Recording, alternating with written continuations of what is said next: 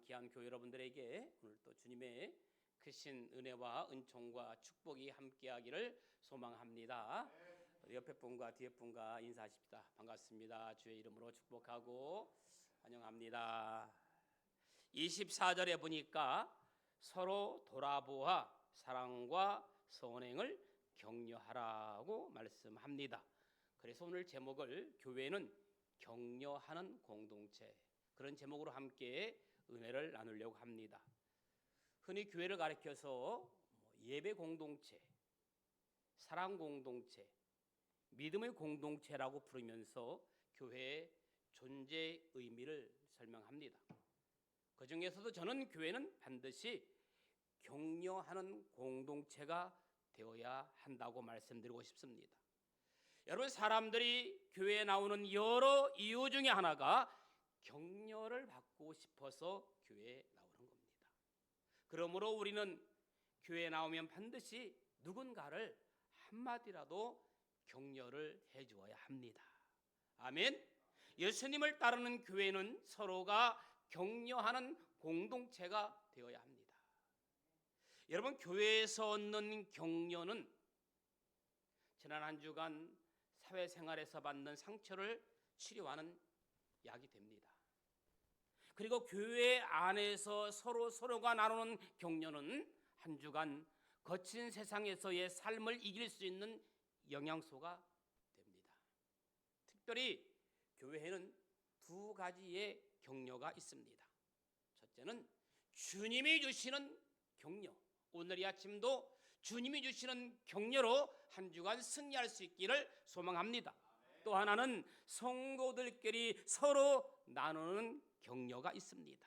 그래서 교회는 격려하는 공동체입니다. 어느 기독교 대학 야구 선수 하나가 오랫동안 슬럼프에 빠져 있었습니다. 하루는 야구팀이 중요한 경기에 출전하게 되어서 그 학교의 교목이 선수들을 앞에 놓고 기도를 했습니다. 슬럼프에 빠진 선수는 기도가 끝난 다음에도 고개를 푹 숙이고 어깨를 늘어뜨리며 나가려고 했습니다. 그때 기도를 마친 학교 교목은 그 선수의 어깨를 두드리면서 나는 자네의 팬일세, 나뿐 아니라 내 아내도 자네의 팬이고 우리 딸도 자네의 팬일세, 우리 가족은 오늘 자네의 경기를 지켜보며 자네를 응원할 걸세 라고 격려를 했습니다. 이 선수는 그 경기에서 연타석 홈런을 쳤습니다. 경기가 끝난 다음에 이 선수는 목사님을 찾아와서 목사님의 격려 덕분에 제가 힘을 얻어 연타석 홈런을 날렸습니다 라고 말을 했다고 합니다. 격려는 사람을 할 수 있는 사람으로 만듭니다. 그렇습니다. 격려는 할 수 없는 사람이 아니라 할 수 없는 사람을 할 수 있는 사람으로 만드는 것이 격려입니다. 저는 우리 교회가 격려가 넘치기를 소망합니다. 저는 우리 교회가 격려가 넘치는 교회가 되기를 거듭 소망합니다.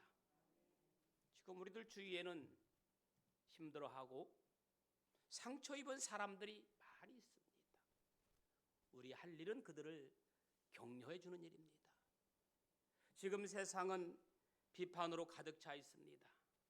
그래서 서로의 문제점을 찾는데 혈안이 되어 있습니다. 이럴 때일수록 우리는 더욱 격려하는 삶을 다짐해야 합니다.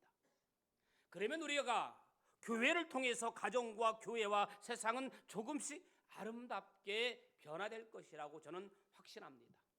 오늘 본문을 보면 서로 돌아보라, 사랑과 선행을 격려하라, 모이기를 힘쓰라, 이렇게 세 부분으로 되어 있습니다.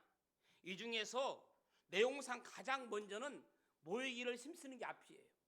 서로 돌아보라, 사랑과 선행을 격려하라, 모이기를 힘쓰라 이렇게 되어 있는데 순서상 내용상 가장 먼저는 모이기를 힘쓰는 겁니다. 왜냐하면 일단 모여야 서로 돌아볼 수 있고 일단 모여야 사랑과 선행을 격려할 수 있기 때문입니다. 여러분, 성경에 보면 모이기를 힘쓰라는 단어가 종종 등장합니다. 오늘 본문 히브리서 10장 25절, 모이기를 피하는 어떤 사람들의 습관을 같이 하지 말고 오직 권하여 그날의 가까움을 볼수록 더욱 모이기에 힘쓰라.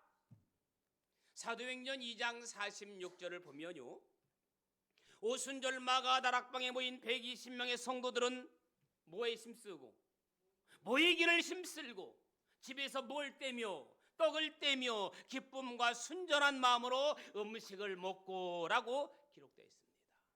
여러분, 모인다는 말을 다른 말로 바꾸면 함께 나누는 식탁입니다.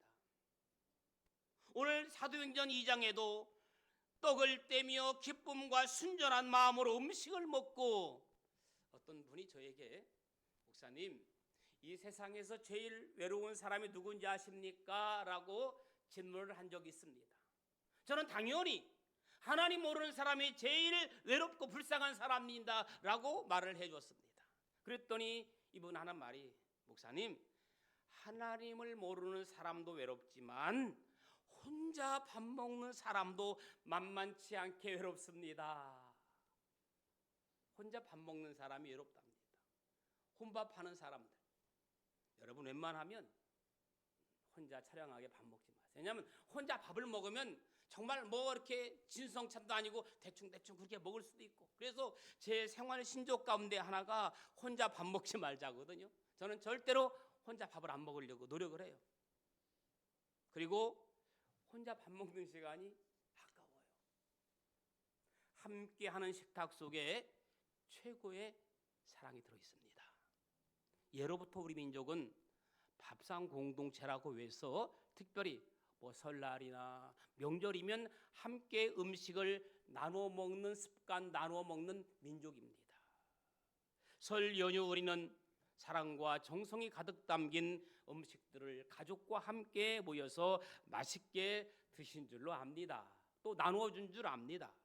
설이 뭐냐 물으면 온 가족이 함께 나누는 밥상 공동체, 가족들이 모여 맛있게 먹는 잔칫날이라고 저는 말하고 싶습니다. 여러분, 누가복음 16장에 보면 집을 나간 탕자가 돌아와요. 집을 나간 탕자가 돌아왔을 때 아버지가 제일 먼저 한 일이 뭔지 아십니까? 살찐 송아지를 잡았어요. 아버지는 집을 나간 아들을 씻기기 전에 송아지부터 잡았다니까요. 사랑은 언제나 함께 먹는 밥상 공동체에서부터 시작됩니다. 그래서 우리가 자주 하는 인사가, 오랜만에 만나면 뭐라고 인사합니까? 우리 언제 밥 한번 먹자, 밥 한번 먹자. 그게 언제부터인지 인사가 되었습니다. 저희 어머니는 통화할 때마다 항상 첫 마디가 밥은 먹었냐? 밥 먹게 얼른 집으로 와라. 제가 어디 있든지 그냥 전화하면 밥은 먹었냐? 밥 먹게 시간 되면 와라. 여러분, 부모님의 돌봄은 크게 세 가지입니다. 보호하고, 사랑하고, 양육하는 거. 자라면서 우리가 나쁜 친구와 사귀는지, 또 나쁜 일, 나쁜 습관, 세상의 유혹에 빠지지는 않는지 신경을 곤두세우며 우리의 부모님들은 돌보십니다. 여러분, 사람은 누구나 비난보다 칭찬 듣기를 좋아합니다. 여러분, 책만 듣는 거 좋아하는 사람은 아무도 없습니다. 사람들은 누구나 비난보다 칭찬 듣기를 원합니다. 그러나 칭찬보다 더 빛나는 것은 바로 격려입니다. 이렇게 얘기하죠. 칭찬할 것이 있어야 칭찬하지 라고 말합니다. 그렇죠. 칭찬할래야 칭찬이 할 것 없을 수도 있습니다. 그러나 여러분, 칭찬보다 더 빛나는 것은 격려예요. 칭찬과 격려는 차이가 큽니다. 칭찬이 잘했을 때, 성공했을 때 주어지는 것이라면, 격려는 오히려 실패해서 넘어졌을 때 주어지는 것입니다. 칭찬이 상대방에게 성취감을 심어주는 것이라면, 격려는 있는 그대로 상대방을 인정해주는 행동입니다. 칭찬이 어떤 행위나 일의 결과에 초점이 맞춰 있다면, 격려는 그 일을 저지른 사람 그 자체에게 초점이 맞춰주는 것입니다. 칭찬은 언제나 더 잘해야지, 더 잘해야지는 강박관념을 심어줄 수 있지만 격려란 있는 그대로 자신이 인정되어지고 있다는 신뢰의 믿음을 주는 거예요. 이태리 작은 어느 마을에 유명한 오페라 가수가 되는 꿈이 있는 한 청년이 있었습니다. 그는 혼자 열심히 노래 연습을 하고 드디어 오페라 가수 오디션을 치를 수 있는 기회가 왔습니다. 이 청년은 정말 최선을 다해 오디션에 임하고 노력했지만 아쉽게도 오디션에서 떨어지고 말았습니다.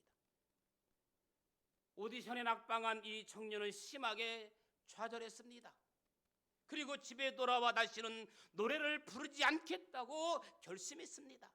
내가 2번 다시 노래를 부르지 않으리라 오페라의 꿈을 접었습니다. 이때 그를 지켜보고 있던 어머니가 다가와 이렇게 아들의 손을 잡고 이야기합니다. 아들아, 나는 내가 이 세상에서 가장 아름다운 목소리를 지녔다는 것을 안다. 엄마는 아들 노랫소리를 들을 때마다 얼마나 행복한지 모른단다. 엄마는 내가 꼭 유명한 오페라 가수가 되리라 믿는다. 이 청년은 어머니의 격려에 힘입어 다시 노래를 시작했습니다. 그리고 결국 그는 세계적인 오페라 가수가 되었는데 그의 이름이 바로 엔리코 카루소입니다. 여러분, 격려만큼 우리 삶에서 에너지를 창출하는 원동력을 찾기란 쉽지 않습니다. 저희 어머니는 항상 저에게 이렇게 말씀하십니다. 나는 이 세상에서 우리 아들만큼 설교를 잘하는 목사님을 본 적이 없다.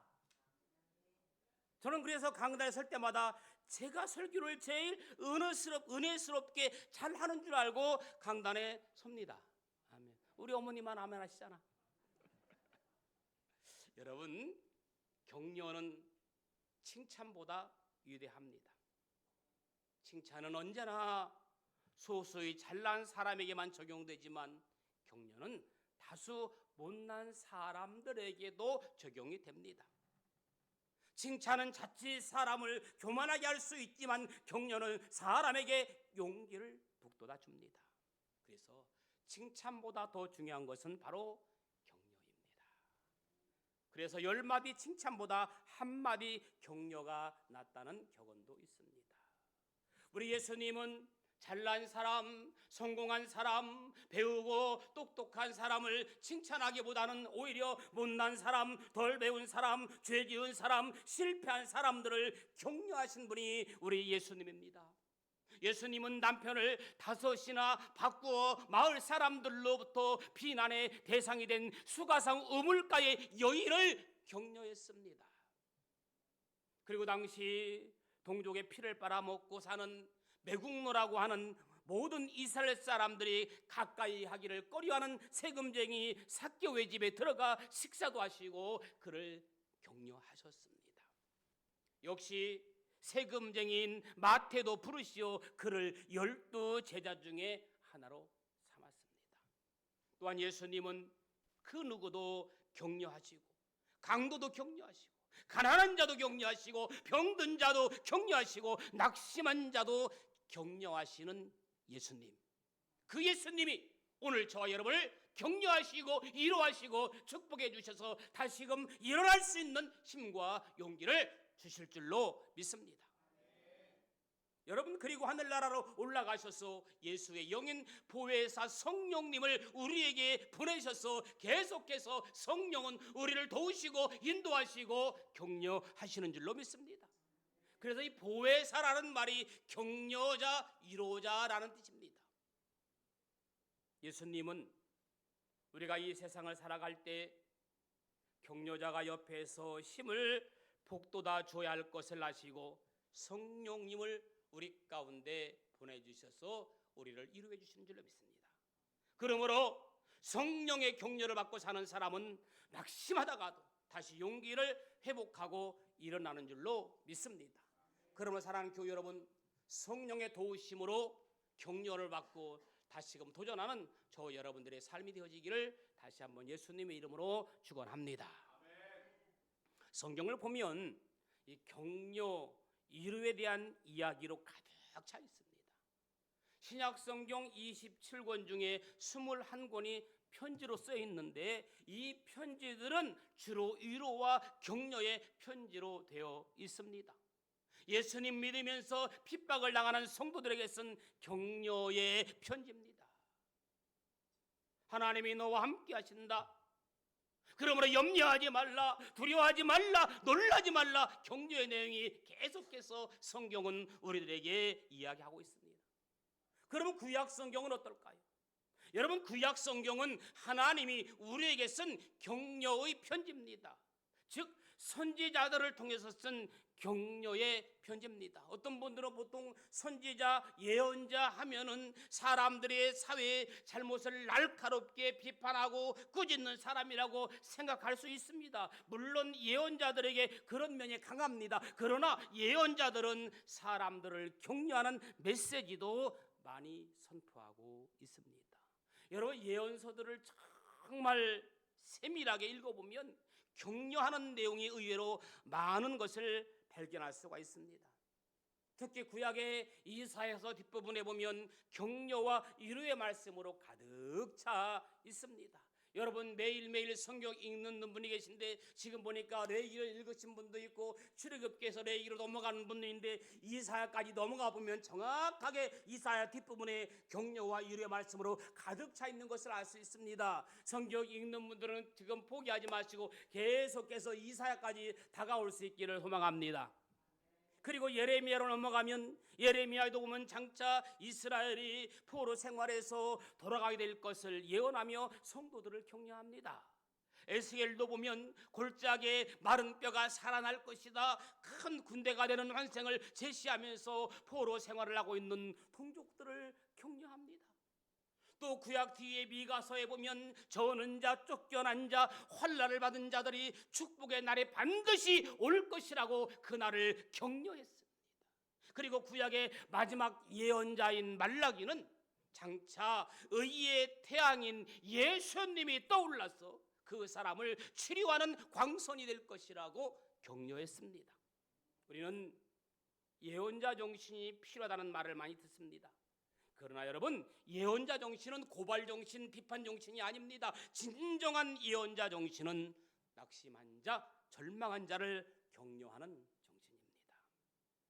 여러분, 자라나는 새싹과 같은 아이들에게 격려의 말은 절대적으로 필요합니다. 격려의 말로 인하여 아이들에게 용기, 아이들에게 자립심, 아이들에게 책임감이 발달되면서 사회에 좋은 일원으로 성장할 수 있는 거예요. 그런데 여러분, 이 격려가 저절로 되는 것은 아닙니다. 격려도 노력해야 격려가 나오는 겁니다. 그러나 사랑하는 여러분, 노력 없이 훈련 없이 되어지는 것은 아무것도 없습니다. 격려의 훈련, 격려에 노력할 수 있는 여러분들 될 수 있기를 소망합니다.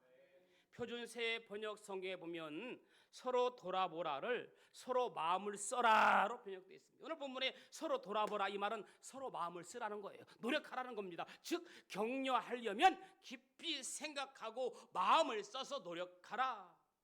어떻게 하면 저 사람을 격려할 수 있을까? 저 사람에게 필요한 격려는 어떤 것일까? 지금 저 사람에게 어떤 말을 해줘야 격려가 될까? 저 사람에게 가장 효과적인 격려의 말은 어떤 것일까? 어떻게 하면 저 사람에게 용기를 줄까 생각하고 노력해서 용기 있는 훈련의 말을 하라는 것입니다. 나쁜 일이 생기면 항상 나 때문이야. 나쁜 일이 생기면 항상 나 때문이야. 좋은 일이 생기면 항상 우리 때문이야. 정말 좋은 일이 생기면 항상 당신 때문이야. 교회에서 이 세 가지 격려의 말을 우리들이 참고하면 좋을 것 같습니다. 나쁜 일이 생기면 항상 나 때문이야. 너 때문이 아니고 나 때문이야. 이러면 좋을 것 같아요. 좋은 일이 생기면 우리 때문이야. 정말 좋은 일이 생기면 항상 당신 때문이야. 여러분 한번 이런 격려의 말을 실천해 보면 어떨까요? 위대한 사도 바울 뒤에는 언제나 바나바라는 위대한 격려자가 있었습니다. 그 바나바의 이름 뜻이 위로자, 권면자입니다. 제가 목회 사역을 하면서 힘들고 지쳐 있을 때 목사님 힘내세요, 제가 기도하겠습니다라는 말을 들을 때마다 제 가슴이 따뜻해져요. 그런데 반대로 목사님도 이제 서서히 접을 때가 된 것 같습니다. 그런 말을 들으면 제 가슴이 찬바람이 불어와 냉랭해집니다. 웃을 일이 아니에요. 정말 그래요. 여러분, 저에게 목사님 힘내세요, 제가 기도하겠습니다, 이런 말을 해서 따뜻한 게 좋겠어요? 목사님도 서서히 접을 때가 된 것 같아요, 그래서 찬바람 부는 게 좋겠어요? 절대로 찬바람 불면 안 돼요, 서로에게. 아멘? 여러분, 한 어린아이가 밤하늘을 바라보고 있어요. 밤하늘을 바라보고 있어요, 어린아이가. 아버지가 얘야 뭘 바라보고 있니? 라고 묻자 달을 바라보고 있어요 라고 대답을 했습니다. 그러자 아버지가 왜 그렇게 달을 멀리 바라보고 있니? 라고 다시 묻자 이 아들은 아버지, 언젠간 제가 저 달나라에 가보고 싶어요, 달을 보고 있어요 라고 대답을 했습니다. 아버지는 아들아, 넌 충분히 할 수 있을 거야.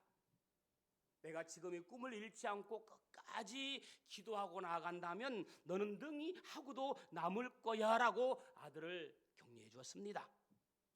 그리고 30년 후 그 아이는 정말 달나라에 갈 수 있었다고 합니다. 그 아이가 바로 아폴로 15호를 타고서 인류 역사상 4번째로 달에 착륙했던 사람 제임스 오윈이라고 합니다. 그가 달나라에 다녀와서 남긴 한마디 말은 전 세계를 감동시켰습니다. 내가 달나라에 도착하자마자 맨 처음 느낀 것은 하나님의 창조하심과 하나님의 영광스러운 임재였다. 여러분, 만약에 아버지가 어린 아들 오인의 생각과 꿈을 무시하고 묵살했었다면 달나라 여행은 못했을 것입니다. 웬만한 아버지 같으면 야, 쓸데없는 개꿈 꾸지 말고 들어가 공부를 하든지 뒤집어져 자, 면박을 줄 수도 있었는데 이 오인의 아버지는 격려의 힘을 아는 아버지였던 것 같습니다. 아버지는 자녀에게 최고의 교사, 격려자입니다. 우리의 부모가 그래요. 꿈과 격려는 이렇게 중요합니다. 저도 이 말씀을 듣고 내가 아버지로서 부모로서 많이 부족했구나라는 것을 깨달았습니다. 여러분, 자녀에게 격려를 주고 힘을 주고 용기를 주고 도전을 주어야 합니다. 어린아이의 꿈과 아버지의 따뜻한 격려가 꿈을 성취하게 했을 뿐만 아니라 하나님께 큰 영광을 올리게 만들었습니다. 사랑하는 교회 여러분, 하나님은 최고의 격려자로 우리를 격려하십니다. 그분을 믿는 하나님의 자녀된 우리도 격려자로 살아야 합니다. 우리는 어려울 때, 힘들고 지칠 때 서로를 격려하라고 하는 주님의 음성을 따라 서로가 용기를 주고 힘을 주어서 삶맛 나는 세상을 만드는 우리 모두가 되기를 바랍니다. 하나님은 오늘도 우리의 격려의 말을 통하여 하나님의 일을 성취해 나가기를 원하십니다. 그렇다면 우리는 지금부터라도 더 열심히 격려의 말을 하면서 살아야 하지 않을까요? 이제는 내가 주인 삼았던 것 모든 것 다 내려놓아야 합니다.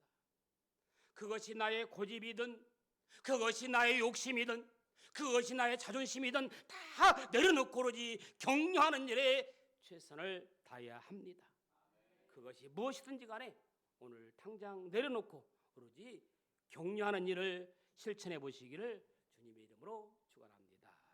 내가 주인 삼은 모든 것 내려놓고 우리 같이 찬양합시다.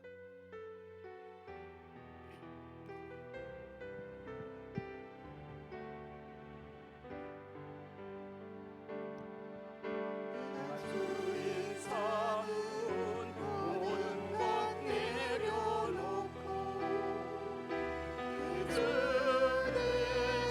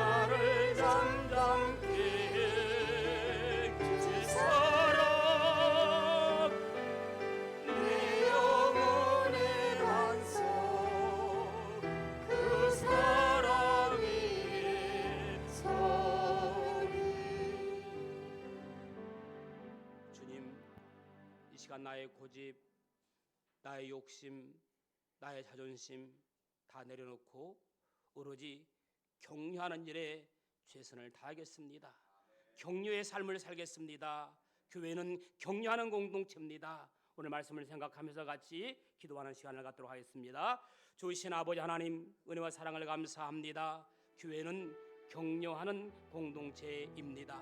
내 고집과 내 아집과 내 혈기, 내 자존심 다 내려놓고 오로지 격려하는 일에 최선을 다할 수 있도록 도와주옵소서. 그것이 무엇이든지 간에 오늘 당장 내려놓기 기원합니다. 오로지 격려하는 일을 실천하는데 앞장설 수 있도록 도와주시기를 원합니다. 설 연휴 기간 남은 기간에도 주님 함께 하시고 우리들의 삶 속에 먹든지 마시든지 무엇을 하든지 하나님께 영광을 돌리는 그러한 삶을 살아갈 수 있도록 축복하여 주시옵소서. 예수님의 이름으로 기도합니다.